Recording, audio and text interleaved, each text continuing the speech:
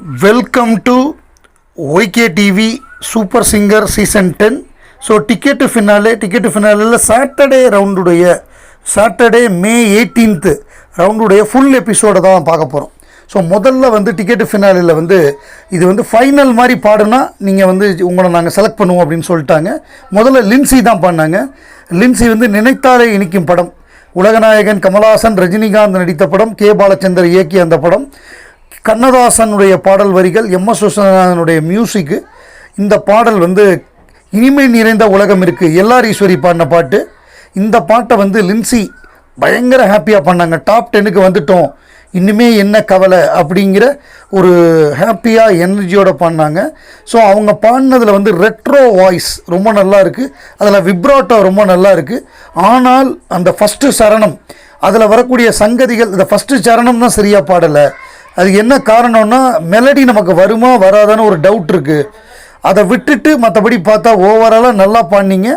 But உங்களுக்கு வந்து அந்த இசை சிம்மாசனத்தில் உட்கார வைக்கிற அளவுக்கு இல்லை அப்படின்னு சொன்னாங்க. கோல்டன் ஷவர் கிடைக்கல. அடுத்ததாக காதல் திரைப்படத்துலேருந்து நம்முடைய சஞ்சீவ் பாடினார். அவர் பாடினது வந்து உனக்கென இருப்பேன் அந்த பாட்டு. இது வந்து நா முத்துக்குமாரோட வரிகள், ஜோஷ்வா ஸ்ரீதர் மியூசிக்கு. இந்த பாடலை வந்து பாடினது வந்து ஹரிச்சரன். ஸோ இது வந்து ஒரு மிகப்பெரிய ஒரு ஸ்டாம்ப்பு கிடச்சிது அவருக்கு. இந்த பாட்டு மூலமாக இந்த ஜெனரேஷனோட ஒரு நல்ல சிங்கர் அப்படிங்கிற ஒரு ஸ்டாம்ப்பு கிடச்சிது. இந்த பாட்டை பொறுத்தவரை உணர்வுகளுக்கு தான் முக்கியம். இது வந்து ஒரு காதல் தோல்வி, அந்த ஒரு பிரிவுனால் அழுகக்கூடிய ஒரு பாடல். அதை வந்து நம்ம சஞ்சீவ் வந்து நல்லா பாடினார். பல சங்கதிகள் பிரமாதமாக இருந்தது. அவருடைய வாய்ஸில் ஒரு ஸ்ட்ரெயின் இருந்தது. அது இந்த பாட்டுக்கு ஒரு ஆடட் அட்வான்டேஜாக இருந்தது. இந்த மாதிரி நிறையா விஷயங்கள், அவருடைய க்ரோத்து, முதல்ல அவர் வந்ததுக்கும் இப்போ அவர் பாடுறதுக்கும் இருக்கக்கூடிய க்ரோத்து, பல சங்கதிகள், அவர் அழகாக பாடக்கூடிய விதம், இந்த மாதிரி நிறையா ப்ளஸ் பாயிண்ட்ஸ் இருந்தது. பட்டு மைனஸ் பாயிண்ட்ஸ் என்னென்னா லோ பிச்சில் பாடுறப்ப அது சரியாகவே இல்லை, அதில் நீங்கள் ஒர்க் பண்ணணும் அப்படின்னு சொல்லிட்டாங்க. ஸோ அதை சரி பண்ணால் கோல்டன் ஷவர் கிடச்சிருக்குன்னு நினைக்கிறேன். ஸோ இந்த முறை கோல்டன் ஷவர் கிடைக்கல, அவருக்கு இசை சிம்மாசனமும் கிடைக்கல.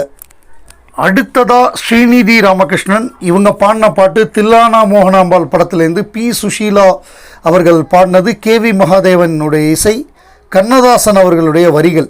இந்த பாட்டு வந்து பயங்கரமான ஒரு கர்நாடிக் பேஸ் உள்ள சாங்கு, சண்முக பிரியா ராகம். ஏன்னா ஹீரோ பேர் சண்முக சுந்தரம், அதனாலேயே இப்படி ஒரு ராகத்தில் வந்து இந்த பாட்டை ஏபி நாகராஜன் இயக்குனர் கேட்டார். இது வந்து தில்லானா மோகனாம்பாள் ஆனந்த விகடனில் தொடர்கதையாக வந்த பிறகு சினிமாவாக மாறினது. கொத்தமங்கலம் சுப்பு அவர்கள் எழுதின ஒரு கதை. இப்போ கராட்டக்காரன், சங்கமம், இந்த படங்களுக்கெல்லாம் முன்னோடி. இந்த படத்தோட காப்பி தான் அந்த படங்கள்லாம். அப்படியே டிட்டோவாக கேரக்டர்ஸை மாற்றி பண்ணியிருப்பாங்க. ஸோ இதில் வந்து பாடல்களுக்கு ரொம்ப முக்கியத்துவம், அதுவும் கர்நாடக, ஏன்னா நாட்டியம் சம்பந்தம், அதே மாதிரி நாதஸ்வரம் சம்பந்தமான படங்கிறதுனால கர்நாடிக் பேஸ்டு ராகா சாங்ஸ்லாம் நிறையா இருக்கும். அதுவும் அந்த காலகட்டத்தில் வந்து ஒவ்வொரு லைனாலாம் பஞ்ச் பண்ணி பாட முடியாது, அந்த மாதிரி ரெக்கார்டிங் வசதியெல்லாம் கிடையாது. யாராவது ஒருத்தர் தப்பு பண்ணால் முழு பாடலையும் திரும்பி பாடணும். அந்த மாதிரி ஒரு காலகட்டத்தில் இப்படி ஒரு பாடலை பி சுஷீலாமா பாடியிருக்காங்கன்னா அவங்களாம் எவ்வளோ பெரிய ஜீனியஸ் அப்படின்னு சொல்லி நம்ம மனோ சொன்னார். ஸ்ரீநிதி ராமகிருஷ்ணன் பிரமாதமாக பாடினாங்க. ஸோ அவங்க பாடினதில் வந்து எல்லாமே நல்லா இருக்குது. ஒரு சின்ன சில இடங்களில் ஸ்ருதி போனதை தவிர 95% பிரமாதமாக இருக்குன்ட்டார் மனோ. அதே மாதிரி சுஜாதாவும் அந்த சங்கதியெலாம் கனமாக பாடணும் அப்படிங்கிற அட்வைஸ் பண்ணி கோல்டன் ஷவரை கொடுத்து விட்டாங்க, அதை பாட சொல்லிவிட்டு.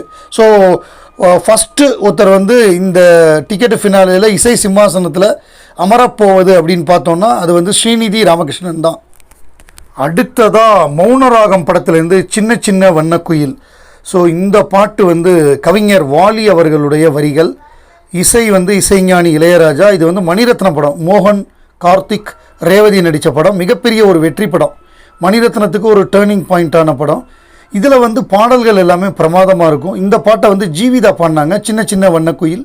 இது வந்து ஜானகி அம்மா பாடினது. இந்த பாட்டை பொறுத்தவரையே சூப்பர் சிங்கருக்கும் இந்த பாட்டுக்கும் ஒரு ஹிஸ்ட்ரி உண்டு. ஏற்கனவே பிரியங்கா அவங்க வந்து ஜூனியர் சிங்கராக இருந்த காலத்திலேயே இந்த பாட்டை பாடி, அதுக்கப்புறம் பல முறை பாடி உலகம் ஃபுல்லாக பல மேடைகளில் இந்த பாட்டை பாடியிருக்காங்க. அதுக்கப்புறம் ஜீவிதா தான் அந்த மாதிரி பாட போகிறாங்க. அவ்வளோ பிரமாதமாக இருக்குது. சின்ன சங்கதியெல்லாம் இவ்வளவு கிறிஸ்டல் கிளியராக பாடி நான் யாரையும் கேட்டதில்லைன்னு சொல்லி அனுராதா ஸ்ரீராமே பாராட்டுறாங்க. அதே மாதிரி நம்ம ஷான் ரோல்டன் வந்து இது டிலைட்ஃபுல் சிங்கிங்கு, வானத்தில் பறக்கிற மாதிரி இருக்குது. ஸோ இப்போ வெளியில் வெயில் எப்படி இருக்குன்னு தெரியல, இங்கே கூலாக இருக்குங்கிற மாதிரி இந்த பாட்டை பற்றி பெருமையாக சொன்னார். ஸோ அதுக்காக அவங்களுக்கு கோல்டன் ஷவர் வழங்கப்பட்டு ஸ்ரீநிதி ராமகிருஷ்ணனை அங்கே இந்த சேர்லேருந்து எந்திரிக்க வச்சுட்டு இவங்க போய் உட்காந்தாங்க. அதுவும் அண்ணாமலை மியூசிக்கை போட்டு, இந்த அண்ணாமலை எலெக்ஷன் சீனில் ஒரு மியூசிக் வரும்ல, சரத்பாபு எந்திரிச்சு போய் ரஜினி உட்கார்றது, கிட்டத்தட்ட அந்த மாதிரியான ஒரு காட்சியாக இருந்தது. சாட்டர்டே எபிசோடுடைய கடைசி பாடல் வைஷ்ணவி. ஸோ இப்போ ஜீவிதா உட்காந்துருந்தாங்க அந்த சேரில், இப்போ வைஷ்ணவி பாட வந்திருக்காங்க. வைஷ்ணவியை பொறுத்தவரைய ஒவ்வொரு ரவுண்டுமே அவங்க வந்து பெட்டர் தென் பெஸ்ட்டாக பாடிட்டு இருக்காங்க, அந்த மாதிரி போயிட்டுருக்காங்க. இப்போ பாய்ஸ் படம், கவிஞர் வாலியுடைய வரிகள், A R Rahman music, secret of success அந்த சாங்கு சரிகமே பதனிசே, அது வந்து 4 சிங்கர் சேர்ந்து பாடியிருப்பாங்க. அதில் நடுவில் ரேப் போர்ஷன் தான் வரும், பிளஸ்ஸையோட ரேப்பெல்லாம் வரும். இது வந்து ஒரு சிங்கராக லைவில் பாடுறதுங்கிறது ரொம்ப ரொம்ப கடினமான ஒரு வேலை. ஆனால் அதை வந்து ரொம்ப பர்ஃபெக்டாக பயங்கர ஹார்ட் ஒர்க் பண்ணி அதை வந்து லைவில் ஸ்டேஜில் பாடினது வந்து ப்ரில்லியண்ட்டாக இருந்தது. அமேசிங் பர்ஃபார்மன்ஸ், ப்ரில்லியண்ட் ஆட்டிடியூடு, இந்த மாதிரி பல விஷயங்களோட ஒரு பொட்டலமாக இருந்தது. சீக்ரெட் ஆஃப் சக்ஸஸை நீங்கள் வந்து பிடிச்சிட்டிங்க அப்படின்னு சொல்லி அனுராதா ஸ்ரீராம் பாராட்டினாங்க. ஸோ அந்த மாதிரியான ஒரு பர்ஃபார்மன்ஸாக இருந்தது. மனோவை பொறுத்தவரைய இதை பார்த்து நிறைய பேர் கற்றுக்குவாங்க. நடுவில் அந்த ரேம்ப் போர்ஷன்லாம் அவ்வளோ நல்லா இருந்தது, எந்த சங்கதியில் பாடணுன்னு டவுட்டே இல்லாமல் ரொம்ப கான்ஃபிடென்ட்டாக ரொம்ப அழகாக பாடினீங்க, வெல் ஆர்கனைஸ்டு அப்படின்னு சொன்னார். இவரை பொறுத்தவரைய நம்ம ஷான் ரோல்டனை பொறுத்தவரைய நீங்கள் வந்து ஏன் இதை பாட்டை சூஸ் பண்ணீங்கன்னு தெரிஞ்சுக்கலாமா அப்படின்னு கேட்டார். ஏன்னா நீங்கள் வந்து இந்த ஸ்டைலில் பாடக்கூடிய ஆள் கிடையாது, நீங்கள் வந்து given the style you are come from, நீங்கள் வந்து ஏன் இந்த மாதிரி பண்ணுறீங்கன்னு கேட்டதுக்கு, எனக்கு தெரியாத விஷயங்களை நான் தெரிஞ்சுக்கணுன்னு ஆசைப்பட்றேன், அதை எக்ஸ்ப்ளோர் பண்ணணும்னு பார்க்குறேன், அது எனக்கு ஹாப்பினஸ்ஸை கொடுக்குது அப்படின்னு ஒன்று வெரி குட்டுன்ட்டார்.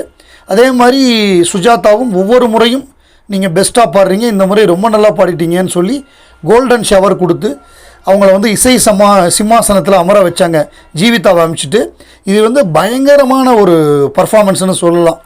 நிச்சயமாக இவங்க வந்து டாப் 3ல் இருக்கக்கூடிய ஒரு சிங்கர் அப்படின்னு இப்போவே உறுதியாக சொல்லலாம்.